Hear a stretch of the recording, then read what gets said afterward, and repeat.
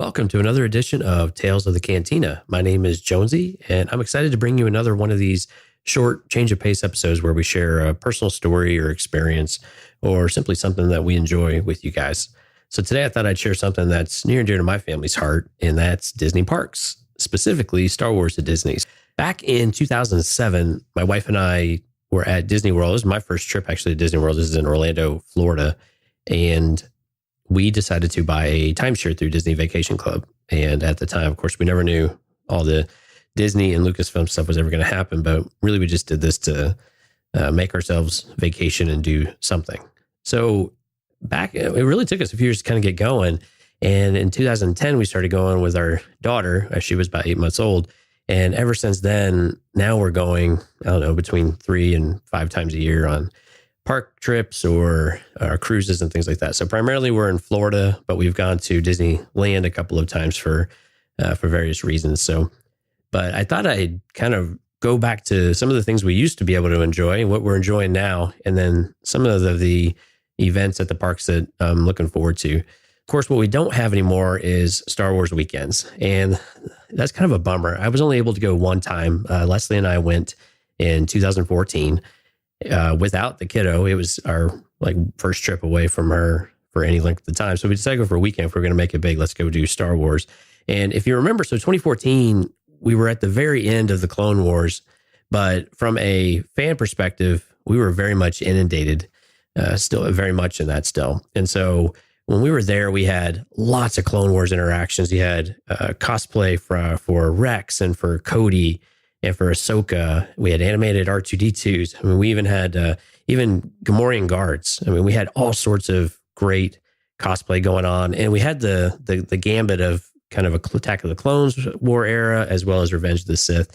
And it was just super cool. And of course, you had the parades and you had all of these specialty desserts and specialty cocktails. One of my favorites on the cocktail side was they had this Death Star light up little ball. It's about the size of a golf ball, if you will, but you could, you click it slightly or turn it slightly and it would change to different colors. I think maybe it had a button. I don't know, whatever it was, but it was just really neat.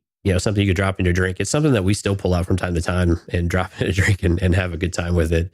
But it's something that we missed because they just it was basically the whole theme park was talking about it. They had facades up when you walked in, all up and down, the main corridor there, all the way up. And of course, at the time, they still had the giant Mickey sorcerer's hat, which they don't have now. It was just really neat. You had the Disney characters in Star Wars outfits. Our favorite was probably Chip and Dale as Ewoks. They were just so much fun. I mean, they just like to get into trouble anyway. So they're some of our favorite characters, even to this day, just normally speaking. One of the things I really enjoyed, though, is they had this, it's the gift shop, right? But, they had this big, I don't know, I keep calling it a hangar in my head, but it was just this big room. And it's where very early on, I remember even Ashley Eckstein's, her Universe clothing line started out, and they just had this just one little rack. And so when you hear her talk about it, these days, and she references that, it's kind of funny to think back and remember just how really niche it was for that, for that period of time back then. But, we were able to build little Legos, like these little MIDI scale X-Wings, for free. They had, and it was the early concept, a lot of this stuff too, with being able to personalize name tags, do a personalized scan of your face for action figures. And so it was one of the, earlier times I can remember that we had access to that on a consistent basis. So something else that's not around anymore, and this is much more recent than Star Wars weekends, is Hyperspace Mountain. And so this was only at Disneyland in California here in the US. And the concept was they took Space Mountain and they put an overlay for Star Wars. And apparently they could actually make this change, aside from the sign that was outside, the physical sign, they could actually retool and turn this ride around in about an hour to make it Star Wars related. And I rode Space Mountain as a kid out in California once, and I had ridden it in Florida, which isn't my favorite. And in Florida, it's only a one-seater. Everyone's single file. And in California, it's 2 to a seat. And quite honestly, the ride itself, I find to be a little bit boring. It's all in the dark. You're kind of going all these crazy directions and loops and stuff. But the Star Wars one, they did so amazingly well. You had like you're in the middle of basically the Death Star run, if you will, and in A New Hope, and fighting TIE fighters, and they had little video overlays and just lights and lasers and lots of great audio coming through the speakers on the ride, and it was just so much fun. And that unfortunately ended earlier this year. I believe that was in early June of 2018 that finally ended. It does not look like it's coming back, but that is something that I wish would have been in Florida, because I think that's such a neat ride. And they did a really great job with it out in California. But what is still in the parks, though, of course, is Star Tours. Star Tours was refurbished back in 2011 here in the US, and it desperately needed it. When we rode it before they shut it down, it was just way outdated. It was not fun anymore. It was kind of eye-rolling. But of course, now it's a 3D ride. Really, I don't know if we call that a 4D or whatever it is, but you're in one of the ships that you can bounce around and move around quite a bit, and they give you the 3D glasses. So it's a lot of fun. It changes. So you have different environments that you go to. You could be in space. You could be on Naboo or underwater, or, on Hoth. So you get a variety. And plus now they're actually able to continue to integrate new content. So you have Solo, and you have Force Awakens, and you have Last Jedi. All of those things can work into it. And they've done a really fantastic job with that ride. And of course, the queue for that one's a lot of fun too, because you have droids around, you have R2-D2 out in the lobby, and it's just a lot of fun to sit in the queue of all things and kind of walk through it in its air condition, which is always really pleasant. But one of my favorite parts about that ride is actually before you even go into it. And when you're in Hollywood Studios at Walt Disney World, the outside is themed like Endor. And so you have almost the tree, like it's nothing like grand scale or anything, but you have, the trees, and it kind of feels like the village. But what you have in particular is the bunker on the left as you walk up to it. And then you have this giant AT-AT walker right in front of you, which is just so iconic from the movies, especially Empire, but also in Jedi, you see it. And it's just so much fun to have it there. And it's really cool to be able to see and take pictures of. And especially those first few times that you go, it still makes it really, magical, if you will. As we've matured, of course, and now that Disney took it over, now we get a lot more. Now we're getting, they took out the sorcerers, as I mentioned earlier. So now they've got a stage there. And so now you have stage performances throughout the day, off and on, a handful of times a day. And of course, most of these, because Hollywood Studios is designed around the movie aspect of things, but now you get to see Star Wars. So you get the Stormtroopers, you get Phasma, you get a sprinkling of the other characters across the saga as well, and they'll interact and do a stage show. They parade them up and down the street, and so it's a lot of fun, especially for the younger kids. But I'm 40. Yeah, that's right.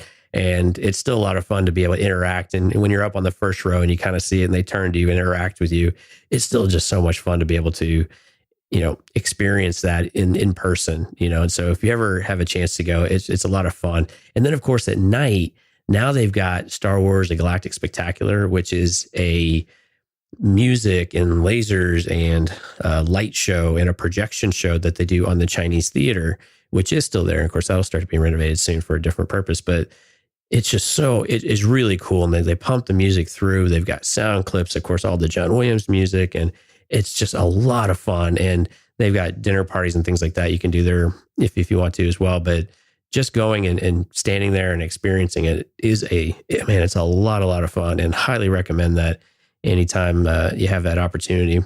Something else I like to do with my daughter while we're over in Hollywood Studios is, and I don't know if they've got this in California, I can't remember, but out in front of the Star Tours ride, they have the Return of the Jedi, the speeder bike. And we try to do this every year, although we've slacked off now, but I like to have my daughter get on there, and then I'll get on there with her for another picture and take a picture and kind of see how much it's grown. It's like the Star Wars nerd equivalent of a measuring stick in your kiddo's room. So it's just fun to see it over time and kind of have them on your desk. It's just something different to do that you could take that with you and get a nice little border for it. A couple other things I want to talk about before we kind of see what's coming up is the launch bay experience. Disney recently added the launch bay experiences, which of course is great because it's all indoors. It gets really hot. Even in Southern California, it gets really hot. It's a lot of fun if you can go in there because they have the characters there. You have Kylo Ren, Darth Vader, Chewbacca, Rey. I've seen Boba Fett have his own space there before. Sometimes they've got Jawas running around, and they'll have stormtroopers walking about sometimes as well. The wait times I have never seen a wait time there over 20 or 30 minutes. I've heard they get really long, but I got to be honest, we were in Disneyland this past July, and so that's peak time. We did not wait more than probably 10 minutes for any of the characters. And our favorites there are Kylo Ren and Darth Vader in particular, because the costuming is so amazingly good. Even compared with Chewbacca, right? Chewbacca sometimes can be a little off depending on who's wearing it. But Kylo Ren and Darth Vader, they hit it on the money. The interactions, they actually talk and they sound good. And it just really immerses you in that experience. And it's a lot of fun to do that. But the Launch Bay in general is a great place because they have lots of prop replicas. So they have ships, they have lightsabers, they'll have some costumes. Every once in a while, they'll even have like a almost life-size ship. I think at one point they had Rey's speeder from Force Awakens, which was neat to see in person. And they've got Xbox games, I think, for the kids to play for a little while. I think last time we were there, they were playing Lego something or another. And so it's fun to kind of hang around. They've got a really nice gift shop, so you can actually see the things you can see online, but actually see them in person, the lightsabers, and even some of the costumes that you can buy. So some of the things I'm looking forward to, though, with Disney is one that's already there that I've not experienced. And some of our friends from Discord have, the Dance Dads in particular with me. So 4 Miles from Discord and Dragging the Abyss are both Dance Dads with me. And they did this while we were in California, but The Void, which is a company that does the Secrets of the Empire 3D experience. So this is an environmental thing where you actually have glasses, you have equipment on you, and it's very lifelike, if you will. So it's not just 3D, it's virtual reality. Sorry. You go in, you feel heat when there's heat, you get to touch stuff, you flip switches, you have a blaster, you do all these different things. And it's about I think they said somewhere between 15 and 20 minutes, kind of depends on how long it takes you to walk through it. So it is a physical thing, but it's supposedly worth the time. I think it's actually pretty reasonably, pretty affordable too, if I recall. So it's something if you're ever there, and you don't even have to have a ticket to Disney to do it, because they put them at Downtown Disney in California or Disney Springs in Orlando, Florida. You don't have to even have a ticket to go to those places, which is pretty cool. Of course, the big thing that everybody wants to know about of what's coming up are, of course, Galaxy's Edge and this new resort. And details are still coming out. You can see some images in person if you're at the park in Launch Bay. They've got pieces of Galaxy's Edge of what you can see. Of course, the planet they're going to visit is Batuu, and specifically Black Spire Outpost. And if you remember, both of those were referenced specifically in the Thrawn's Alliances novel. Actually, Timothy Zahn was asked to put Batuu in the novel itself. But you also hear, or in the movie Solo, you also hear Black Spire referenced by L3. I think she's giving Thando a hard time about not even being able to navigate to Black Spire. So you hear those a little bit in those movies, and you get this tie-in a little bit. And while that can be a little campy and eye-rolling at times, I think it works because it's kind of a natural fit, because those comments can really reference anywhere. So why not Disney? But we're going to get a couple rides there. We're going to get one, I think the one I'm most excited about actually is flying the Falcon. And supposedly everyone will have their own duties to perform while you're in the Falcon. And how well you do will impact your street cred when you're not on the ride, which I'm very curious to see how they actually make that work to make it seem special, but also how they sustain that over time. Some of the ideas that they've had in Galaxy's Edge and in the resort that they want to do, I'm just cautious about it. I'm not even want to say optimistic, because it's a huge event to try to pull these off. The other one that they have is going to be a First Order resistance battle where you end up on a Star Destroyer hangar, and supposedly going to have 2 massive AT-AT walkers in there as part of the attraction as well. Again, we don't really know anything about it. It seems pretty safe to say that I think that ride's probably going to be kind of like Star Tours. It's going to be 3D, and you're going to be in it because they only have about 8 people, I think, can ride the ride at any given time. I think that's more or less right for both rides, maybe 6 or 8. And so I assume this ride will be much more like Star Tours. You're on a physical ride, but it moves around and you're seated and secured in there with some sort of glasses on it. The other thing about Galaxy's Edge that's interesting is that they've recently just started coming out with in the last week or two, as I record this in mid-September, is August Cantina. And one of the cool little throwbacks they're going to do is they're going to put RX-24, who is Captain Rex in quotes from the Star Tours ride, will actually hopefully have a better career as a DJ than he did as a pilot on the Star Tours. And so, but you'll be able to go in there. Supposedly they'll have characters all over Galaxy's Edge walking around, interacting. There's going to be cool little I don't know what you want to call them, like virtual reality or hologram type of deals. They filed a bunch of patents, but you never know what's actually going to come to fruition with some of this stuff. And the place is going to be so packed. I'm very curious how well this is going to transpose and actually, come to fruition and actually be an enjoyable experience, because I've been to Pandora, or otherwise affectionately known as Avatar Land, kind of like we keep calling this Star Wars Land, and that land is very well done. But the queue to get into those rides is about, or when we went, last time we rode, it was about 4 hours. It's a exceptionally long queue. The environments are, they are so beautiful to look at. They really are amazing. It felt a little smaller than I anticipated it would.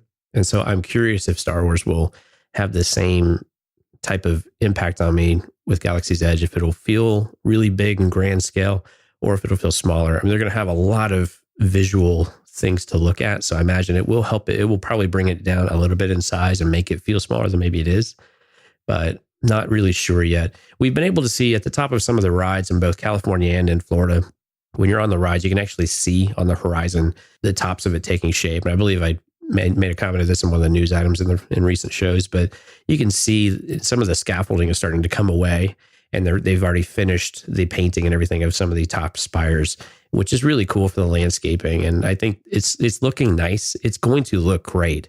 I'm more not concerned, just curious how they're going to execute the rest of it.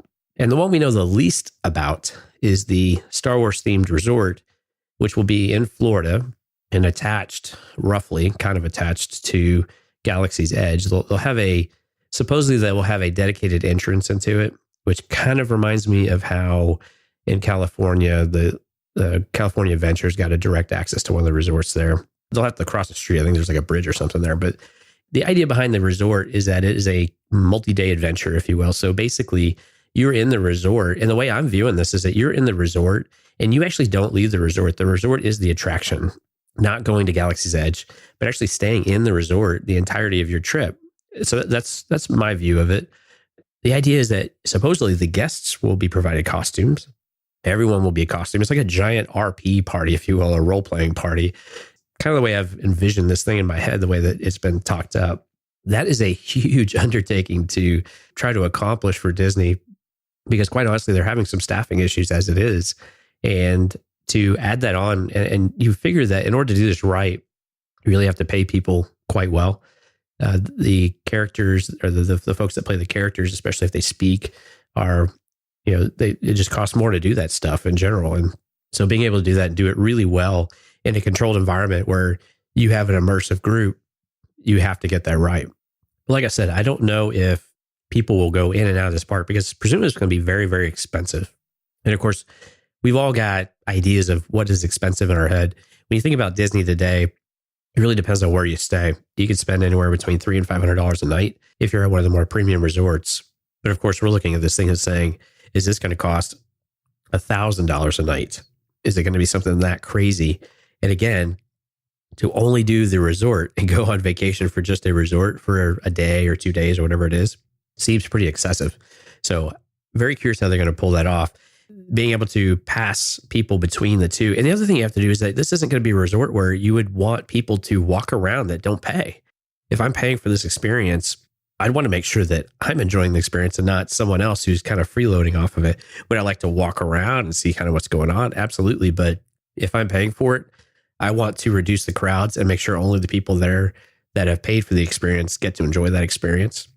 And I don't think that's unreasonable for me to have that expectation if the prices are going to be that exorbitant. And again, that's all purely speculation, but that's kind of my take on it. But that's about all I have. So if you guys have some Star Wars Disney parks experience, I'd love to hear it. We're always looking for something new that we haven't tried out. And it's exciting to see more Star Wars at the parks. It still is pretty segmented and isolated, but of course, Galaxy's Edge goes live in California middle of 2019. Florida will go live towards the end of 2019, actually late fall, they keep saying. So I'm thinking that's probably October, November. Really exciting times coming ahead for us. Would love to hear what you guys think. And I appreciate you joining me for another edition of this Tales of the Cantina. I'll talk to you next time. See ya.